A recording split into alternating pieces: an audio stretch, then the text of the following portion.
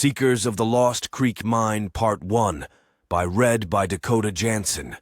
Written by Daryl Friesen. Greg and Blaze climbed up the back of Old Pierre Mountain. The two prospectors struggled up the mountain. Reaching the top, they looked down into the canyon. It's a steep drop. Greg scanned the canyon walls with his binoculars. Blaze, I see caves. Those are them. That's where Gadsby made his secret find. This time the prize is ours, my friend, Blaze said. Blaze Stone slid and crawled cautiously down the side of the mountain. He caught himself on a thorny green bush above a broken granite rock ledge. Rocks tumbled down into the little rusty canyon below. Blaze watched the rocks bounce and break on the granite cliffs. The two prospectors carefully crossed the crumbling granite ledge toward the Gadsby cave entrance. Greg reached into his backpack and pulled out a flashlight. "Man, I hope this just isn't some bear den," Greg mumbled with concern. The two prospectors carefully descended deeper into the cavern. The cave ceiling became narrower, and Blaze and Greg's footsteps echoed through the mountain's unknown depths. Greg shined the beams of his flashlight into the corner of the cave. His light shone on the bones of an old skeleton leaning against the wall. Pieces of clothing flapped in the cave's silent draft. Now I wonder who that could be. It looks like Gadsby was telling the truth after all, Blaze gasped in epic wonder as he looked at the skeleton before him. "Is it volcanic brown?" Greg asked. "Or maybe Alfred Gaspar, but I think he vanished near the third canyon," Blaze said. "Or someone else. Volcanic Brown's body was never found in the upper stave because it is not there." Blaze explained.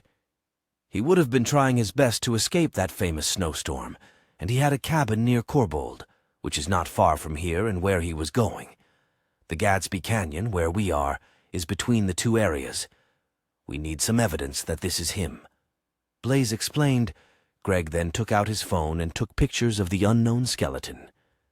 Blaze Stone scanned the skeleton and saw its bony hand clutching what looked like a buried backpack strap. Blaze reached into his pouch, took his trusty miner pick, and dug near the skeleton's hand. "Just incredible," Greg mumbled. Greg reached into the hole and pulled out an old, dirty backpack with an ancient, crumbling backpack that the skeleton clutched in his bony hands. Blaze put his hand inside and pulled out a rotted, dusty book. Blaze quickly flipped through the pages, which fell loose and scattered across the cavern floor. Blaze looked at the title of the book. "Hunting for Gold by Major William Downey," Blaze said when the pages stopped flipping on page 77, where someone had hollowed out of the book. "Greg, look, the most classic of hiding spots." Blaze reached into the hollowed-out book and pulled out a small vial. Greg shined the light on a vial full of yellow gold nuggets. "It reminds me of the gold from Kanaka, that beautiful butter yellow. There's nothing like it."